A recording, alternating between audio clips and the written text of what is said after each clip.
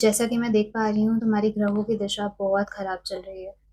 राहु केतु मंगल का साया तुम पे भारी है। शनि भी निद्रा की मुद्रा में है। अगर तुमने उस रिश्ते के लिए हाँ कर दी तो तुम्हारी जिंदगी की सबसे बड़ी भूल होगी वो। मैं तुम्हें एक मंत्र दूंगी, इसका जाप 31 बार करना है। सुबह शाम बीच रात के उठ के एक पूरा ग्लास पानी का पीना है। और उसके साथ मैं तुम्हें एक उपाय बताऊंगी। लेकिन समय खत्म हो रहा है, मुझे साया दिख रहा है। विनाशकाली विनाशकाली विपरीत बुद्धि। आगे जानने के लिए 500 रुपए का रिचार्ज कराओ, मैं तुम्हारी जिंदगी में बदलाव लाऊंगी। A 25-year-old software engineer from Mumbai downloaded an astrology app out of curiosity.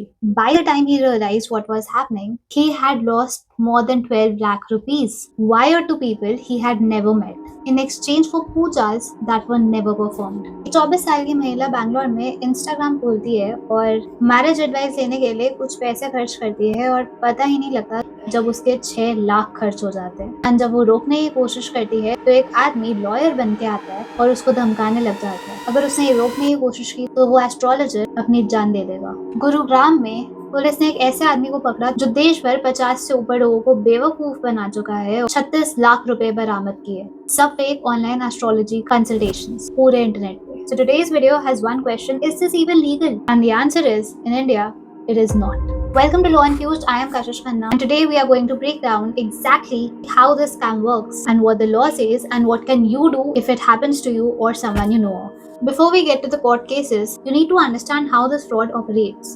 It follows a very specific, repeatable playbook. Once you see it, you cannot unsee it. Indian astrology market 60,000 crore की हो चुकी है। ये इतनी तेजी से आगे बढ़ रही है, स्पेशली ऑनलाइन। इस ग्रोथ की वजह से काफी जेन्युइन प्रैक्टिशनर्स आए हैं, लेकिन कितने लोग एस्ट्रोलॉजर बन के लोगों को बेवकूफ बना रहे हैं। Growth has attracted genuine practitioners, yes, but it has also attracted professional fraudsters who use astrology as a cover.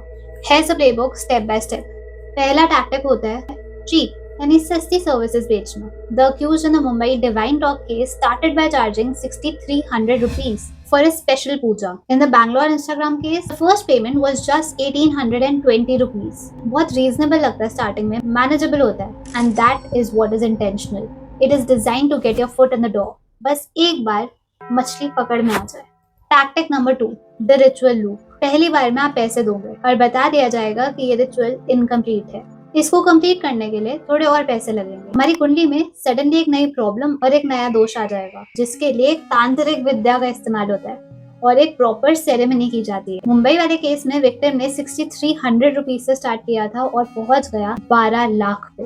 एक एक करके पेमेंट एस्केलेट करती गई, थ्रेड्स बढ़ते गए और कुछ ही हफ्तों में उसके अकाउंट से 12 लाख जा चुके थे। Tactic number 3, the fear weapon. जब विक्टिम थोड़ा हेजिटेट करता है, उसको डराया जाता है। मुंबई डिवाइन टॉक केस में अपेरेंटली बड़े महाराज ने डायरेक्टली विक्टिम को बोला, अगर ये पूजा कंप्लीट नहीं करी गई तो 3 साधुओं की जान चली जाएगी और साथ में तुम्हारी भी। Imagine the amount of fear for somebody who is too vulnerable in that situation. एक और केस था हैदराबाद का, जहां अक्यूज ने विक्टिम को बोला कि तुम्हारी माँ की बीमारी एक दोष की वजह से है, जिसे कहा जाता है नारा दोषम, A supposed astrological affliction। इसको ठीक करने के लिए एक स्पेशल पूजा करी जाती है जिसकी कॉस्ट पड़ती है 2 लाख रुपए। इवेंचुअली इस फैमिली से 17 लाख ले लिए जाते हैं in the name of curing the victims ill mother, जबकि इलनेस कभी ठीक हुई नहीं। Tactic number 4, fake credentials and staged identity. ये फ्रॉडस्टर्स हमेशा एक फेक और अनवेरिफाइबल आइडेंटिटी यूज करते हैं। बैंगलोर का Instagram scammer operated under the handle स्पिनो1 इंडियन एस्ट्रोलॉजर और एक अघोरी बाबा की डीपी लगा के ऑथेंटिक लगने की पूरी कोशिश करी उसने। मुंबई केस में एक पर्सोना बनाया गया बड़े महाराज का, सिर्फ ऐप के थ्रू बात करते थे, जिनका कोई नाम नहीं था और कोई वेरीफाइड क्रेडेंशियल्स भी नहीं थे। और गुरुग्राम अक्यूज राम कुमार, उसने इतनी फेक प्रोफाइल्स बना रखी थी और हर फेक प्रोफाइल पे पैसे लेते ही विक्टिम को ब्लॉक कर दिया जाता था। Tactic number 5, blackmail and pressure when the payment stops. यहाँ आती है क्रिमिनल एक्सटॉर्शन। जब बेंगलुरु विक्टिम ने पैसे देने रोक दिए और 13,000 का रिफंड मांगा, तो अक्यूज्ड का एक अकम्प्लिस था जिसने कॉल करा विक्टिम को और बताया कि वो एक एडवोकेट है जिसका नाम है प्रशांत, और अगर उसने आगे पेमेंट्स रोकी तो एस्ट्रोलॉजर सुसाइड कर लेगा और नाम लगा देगा विक्टिम का। इस टैक्टिक से गिल्ट इंड्यूस करी जाती है ताकि विक्टिम चुप हो सके। और पुलिस की रिपोर्ट के मुताबिक ना ये एस्ट्रोलॉजर रियल था और ना ही वो अकम्प्लिस वकील था। दोनों को ही आईटी एक्ट के तहत बीएनएस धारा 318 यानी चीटिंग के चार्जेस लगाए गए। Tactic number 6, the recharge trap, app based scams. ये एक अलग कैटेगरी है बट ऑलमोस्ट सिमिलर। ऐसे ऐप्स बनाए जाते हैं जिसपे बार बार आपको पेमेंट करनी पड़ती है ताकि आपको एस्ट्रोलॉजर से बात करने का समय मिल पाए और एस्ट्रोलॉजर आपकी कुंडली ढंग से देख पाए। ये एक लेजिटिमेट बिजनेस है लेकिन अक्सर फ्रॉड के लिए यूज किया जाता है। The divine dog app in Mumbai had real app store listings and customer service. इससे ज्यादा क्या भरोसा दिलाएगा वो आपको। विक्टिम ने इस केस में एक्चुअली उनको कांटेक्ट करा और उसको असाइन किया गया निशांत नाम का एस्ट्रोलॉजर एंड सब्सिक्वेंटली बड़े महाराज, और बार बार ये बताया गया कि एक और पेमेंट से आपका रिचुअल कंप्लीट हो जाएगा। जब विक्टिम ने कस्टमर केयर पे बात करने की कोशिश की तो एक महिला ने आंसर किया और कहा कि रिचुअल कंप्लीट हो जाएगा and in fact as a gesture of goodwill उसने 3 फ्री मेडिटेशन सर्विसेज ऑफर करी विक्टिम को ताकि भरोसा दिलाया जाए ये सब ठीक है। तो इस कहानी का कलाकार सिर्फ एक नहीं है। This is not one bad actor. It is an organized operation inside what appears to be a legitimate platform. So that is the playbook. Cheap entry, escalation, fear, fake identity, blackmail, and in some cases, an entire fake ecosystem built inside an app. अब in court cases की बात करते हैं। 8 registered FIRs हैं इसके against, 50 complaints अलग अलग हिस्सों से देश की। राजकुमार का एक बड़ा ही सिंपल मेथड था, एड्स रन करो, लोगों तक अपने आप को पहुंचाओ और जैसे ही पैसे आए वैसे ही ब्लॉक कर दो। ना कभी कोई रिचुअल कराया गया, ना ही कोई रेमेडी दी गई और ना ही कोई कंसल्टेशन ऑफर करी गई, बस गायब। केस सीधा हैदराबाद का जो 2 वजह से बहुत जरूरी है। पहला, वो इन्वॉल्व करता है drugs and magic remedies act 1954, जिसके बारे में बहुत रेयरली बात होती है पर ये बहुत पावरफुल टूल है। दूसरी बात ये है कि जो अक्यूज है यहाँ पे वो एक रिपीट ऑफेंडर है। इनफैक्ट पुलिस के अकॉर्डिंग ये बहुत टाइम से चल ही रहा था। वो विक्टिम को बोलता था कि कुंडली में नारा दोषम है, स्पेसिफिक एस्ट्रोलॉजिकल अफ्लिक्शन, और उस चीज को ठीक करने के लिए एक रिचुअल परफॉर्म किया जाएगा जिसके लिए बार बार पैसे बढ़ा दिए जाते थे, starting from 2 lakh rupees. Complainant की मदर एक्चुअली बीमार थी। That is the cruelty at the heart of this fraud. Case 4 है मुंबई का, जब ये ऐप इंस्टॉल किया जाता है जनवरी 2023 में। यूं ही क्योंकि विक्टिम को स्ट्रेस हो रहा था अपने करियर और पर्सनल लाइफ को लेकर, पर उसे ये नहीं पता था कि ये उसकी जिंदगी की सबसे बड़ी भूल होगी।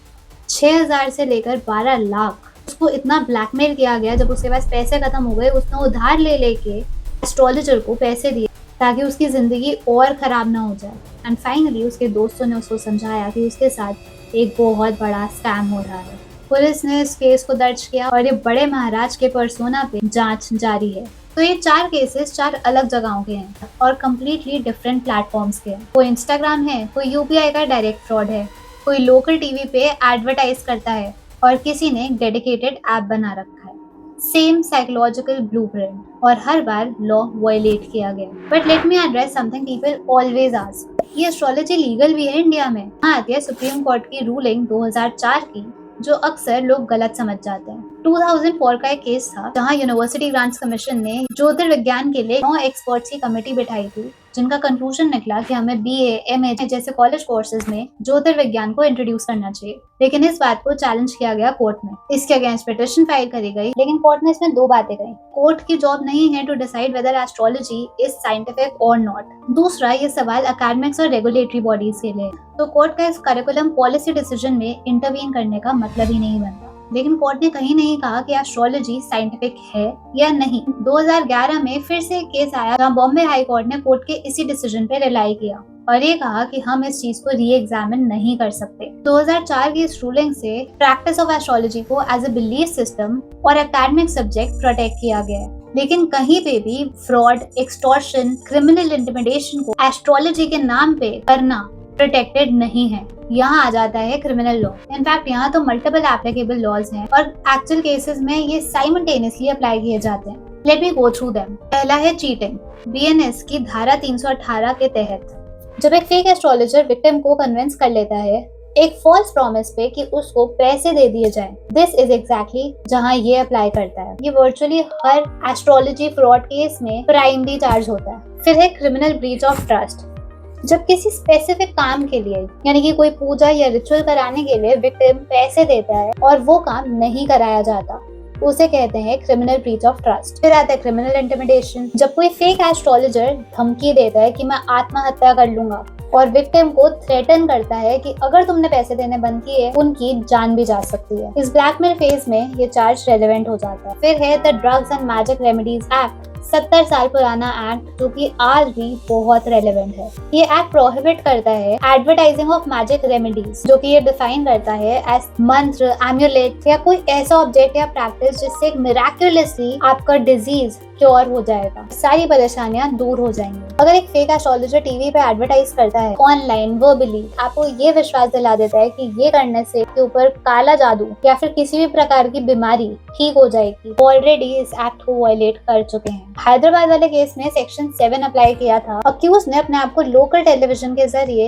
इतना एडवर्टाइज किया, इस वजह से इतना बड़ा फ्रॉड बना। इसके लिए आपको जेल भी जाना पड़ सकता है और भारी जुर्माना भी देना पड़ सकता है। फिर है IT act 2000, section 66C and section 66D। Online या ऐप बेस्ड फ्रॉड्स के लिए जैसे कि इंस्टाग्राम एप्स या फिर यूपीआई पेमेंट लिंक्स, इन सब पे आईटी एक्ट अप्लाई करता है। 66C आइडेंटिटी थेफ्ट को बताता है और 66D चीटिंग बाय इम्पर्सनेशन की बात करता है थ्रू अ कंप्यूटर रिसोर्स। अगर तुम अघोरी बाबा की फोटो लगा के कुछ और ही बन के कुछ और ही नाम पे बड़े महाराज कुछ भी नाम दे के किसी की आइडेंटिटी से खेल लोगे और उसे बेवकूफ बना दोगे तो आईटी एक्ट के अंडर पनिशेबल है। लेकिन अगर आपके साथ कल को ये होता है तो ये कुछ स्टेप्स हैं जो आपको एज ए प्रिकॉशनरी ले लेने चाहिए।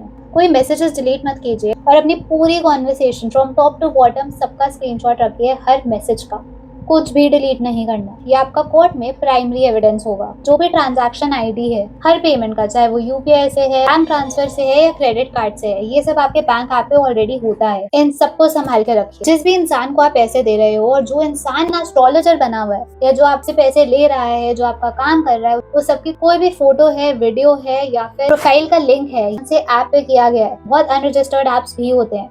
कोई भी रिटर्न प्रॉमिस है यानी 21,000 ट्रांसफर करते ही तुम्हारी ये पूजा होगी, सब कुछ सेव कर लो एंड इमीडिएटली cybercrime.gov.in पे रिपोर्ट कर सकते हो आप। ये national cyber crime reporting portal है by the ministry of home affairs और एक dedicated cyber crime helpline number है 1930। ये फ्री है और गवर्नमेंट हेल्पलाइन नंबर है तो हमेशा अवेलेबल है। और कई बार लोकल पुलिस रिलक्टेंट होती है केस रजिस्टर करने के लिए, एफआईआर दर्ज कराने के लिए, तो आप सीधा साइबर पुलिस स्टेशन पे जा सकते हैं। जितना आपके पास एविडेंस होगा उतना आपका केस स्ट्रॉन्ग होगा। पुलिस कई बार मना कर देती है एफआईआर रजिस्टर कराने से कि वो सिविल डिस्प्यूट है, लेकिन अगर आप एक सिस्टमैटिक पैटर्न एस्टैब्लिश कर पा रहे हैं, आपके साथ फ्रॉड किया गया, डिसऑनेस्टली आपको इंड्यूस करा गया और बार बार आपको थ्रेटन किया गया, आपसे पैसे निकलाए गए हैं, सुसाइड की धमकियां दी गई हैं, ऐसा कुछ भी आपके साथ हुआ है जिससे उसकी एक फेक आइडेंटिटी एस्टैब्लिश होती है, कोर्ट इसको क्रिमिनल मैटर की तरह ट्रीट करता है instead of a contractual dispute. आपका एविडेंस स्ट्रॉन्ग होना चाहिए। इस सब में ये नहीं कहा है कि सारे एस्ट्रोलॉजर्स खराब होते हैं या एस्ट्रोलॉजी कोई साइंस नहीं है या हर एस्ट्रोलॉजर एक क्रिमिनल होता है। इनफैक्ट मैं आपको ये भी नहीं कह रही कि आप अपना बिलीफ सिस्टम बदल दो, लेकिन fraud is a fraud regardless of the costume it wears. Supreme court ने मना कर दिया इस चीज पे रूलिंग देने के लिए क्या एस्ट्रोलॉजी साइंस है या नहीं, पर किसी भी कोर्ट ने cheating under the name of astrology को प्रोटेक्ट नहीं करा। बीएनएस, आईटी एक्ट या फिर drugs and magic remedies act सब इक्वली अप्लाई करते हैं ऐसे फ्रॉड केसेस में, चाहे वो एस्ट्रोलॉजी रिलेटेड है, इन्वेस्टमेंट है, रोमांस है या कुछ और है। ये 4 केसेस बस एक छोटा सा सैंपल है। ऐसे कई हजारों लाखों किस्से हैं हमारे देश के जहाँ विक्टिम को इतनी शर्म आती है ये बताने से भी कि वो रिपोर्ट ही नहीं करते हैं ऐसे केसेस को। डर लगता है कि सोसाइटी क्या कहेगी या फिर उन्हें ये पता ही नहीं है कि वो लीगली कर क्या सकते हैं। तो अगर आप में से एक भी इंसान को अपने राइट्स पता लगे इस वीडियो से तो फोन उठाइए और 1930 पे कॉल करिए अगर आपके साथ ऐसा हो रहा है या हो चुका है, किसी को जानते हैं जिसके साथ ऐसा हो रहा है। And if you found this video useful, share it because someone in your circle might need to see it. हर एज में ना सबकी प्रॉब्लम्स बदल जाती हैं लेकिन प्रॉब्लम्स रहती है and it is very easy to fall vulnerable to such traps in the name of getting a life together। तो इन fraudsters पे भरोसा मत करो, खुद पर विश्वास रखो एंड सब्सक्राइब कर लो ऐसी और लीगल अवेयरनेस वीडियोस के लिए।